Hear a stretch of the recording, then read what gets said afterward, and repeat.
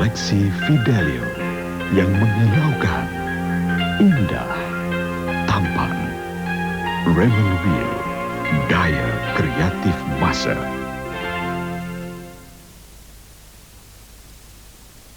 Masa dari Raymond Wheel.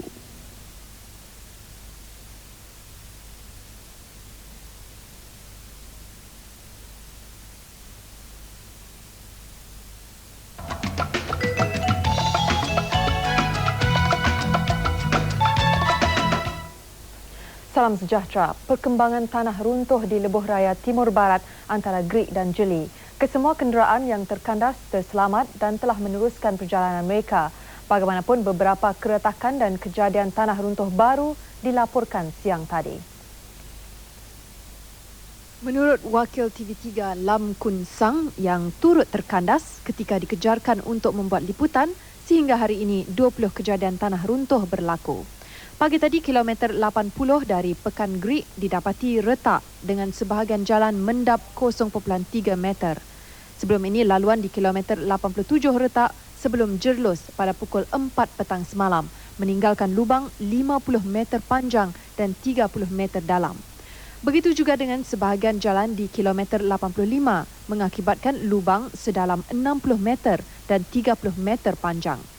Malapetaka ini mengakibatkan lebih 30 kenderaan terkandas sejak petang Rabu lalu.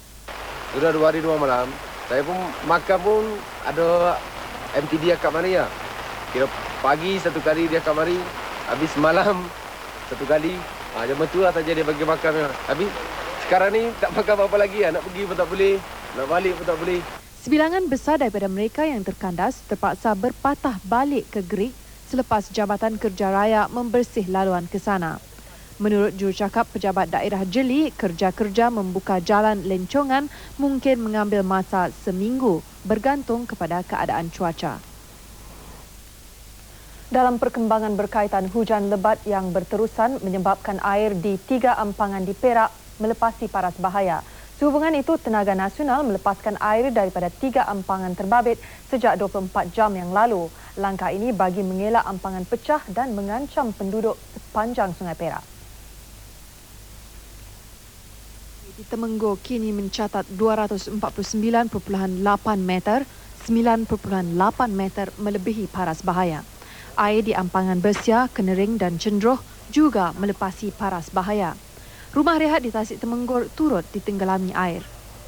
Sementara itu, Menteri Tenaga, Telekom dan Pos Datuk Seri S. Samivelu mahu Tenaga Nasional menempatkan pegawai di setiap empangan dan memberi laporan terkini. Katanya ini adalah kali pertama dalam tempoh 5 tahun paras air di keempat-empat ampangan naik melebihi paras bahaya. Sementara itu, Kampung Cepur di Hulu Perak dilanda banjir dan 3 keluarga telah dipindahkan. Dan di Kuala Kangsar, 11 orang dari Kampung Kelang dipindahkan ke Sekolah Raja Perempuan Mazwin di Bukit Candan.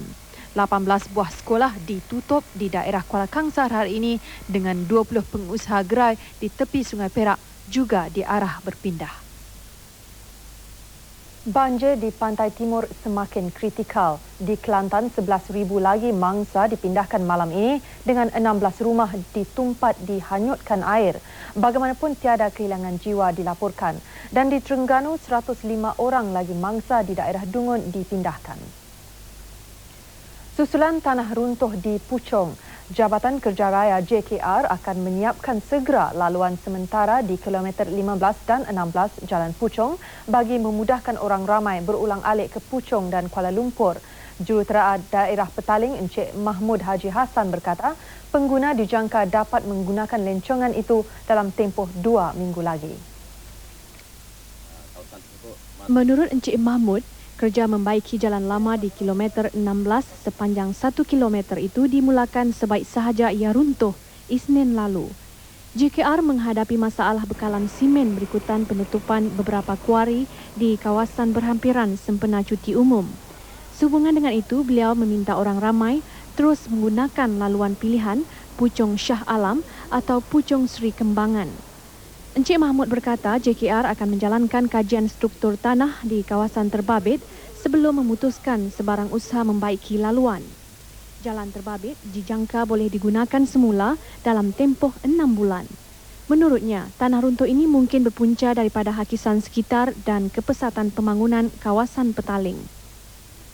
Sementara itu, 17 keluarga dari Kampung Melayu, Batu 12 Puchong yang diarah berpindah berikutan kejadian tanah runtuh masih menumpang di rumah saudara mara dan sekolah rendah jenis kebangsaan Tamil, Castlefield, Puchong. Mayat Nurul Najihah binti Azmi, 2 tahun yang terjatuh ke dalam Sungai Batu di Kampung Sungai Kertas Gombak Rabu lalu ditemui siang tadi. Gerakan mencari sejak hari kejadian membabitkan anggota skuad penyelamat Dewan Bandaraya Kuala Lumpur di BKL bersama penduduk kampung. Ketua Polis Daerah Gombak Penolong Pesuruhjaya Anwar Bashar Muhammad Sohor berkata mayat Najihah ditemui di Sungai Batu Caves pukul 7.30 pagi oleh orang awam. Katanya mayat itu ditemui kira-kira 4 km dari tempat kejadian.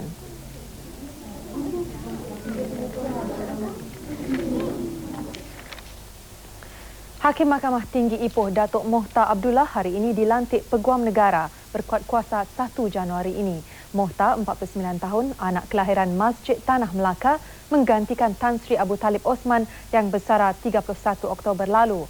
Pelantikan beliau diumumkan Ketua Setiausaha Negara Tan Sri Ahmad Sarji hari ini. Bermula sebagai magistrate pada tahun 1971, Mohtar kemudian memegang beberapa jawatan lain seperti Ketua Pendaftar Mahkamah Agung Malaysia dan Pesuruhjaya Kehakiman Mahkamah Tinggi Kuala Lumpur. KD Mahawangsa bersama 220 anak kapal yang menghantar keperluan logistik anggota Malbat di Mogadishu, Somalia, selamat tiba di Pangkalan Tentera Laut Diraja Malaysia Lumut. Ketibaan mereka disambut Panglima Armada TLDM Lumut, Laksmana Madya Datuk Yaakob Daud. Kesemua anak kapal KD Mahawangsa sempat mengerjakan umrah semasa singgah 5 hari di Jeddah.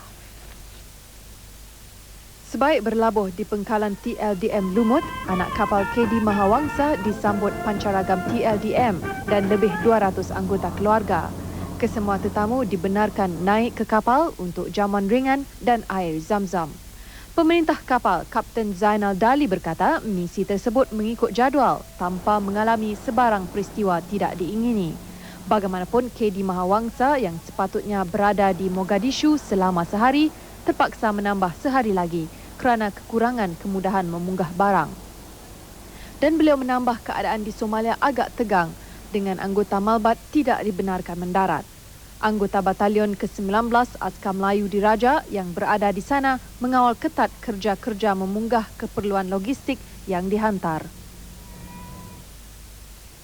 Malaysia akan mengeluarkan kipas marin daripada bahan aloi tembaga untuk bot dan kapal kecil dengan daya tahan 4 kali ganda lebih lama daripada kipas marin biasa di pasaran masa kini. Kipas ini dijangka memberi manfaat kepada perkembangan industri maritim negara termasuk bot-bot nelayan, kapal-kapal peronda polis marin dan jabatan perikanan. Perjanjian pengeluaran kipas itu yang tahan karat dan peronggaan sehingga lebih 2 tahun dimeteri hari ini antara Institut Standard dan Penyelidikan Perindustrian Malaysia, SIRIM, Institut Teknologi MARA dan syarikat AA Technologies Sdn Bhd. Mengikut perjanjian itu, SIRIM akan menghasilkan teknologi bahan aloi tembaga. ITM membuat kajian lanjut mengenai kipas dari segi mekanikal, manakala AA Technologies dari segi pengeluaran dan pemasaran. Kita tinjau tajuk utama akhbar tempatan sebentar lagi.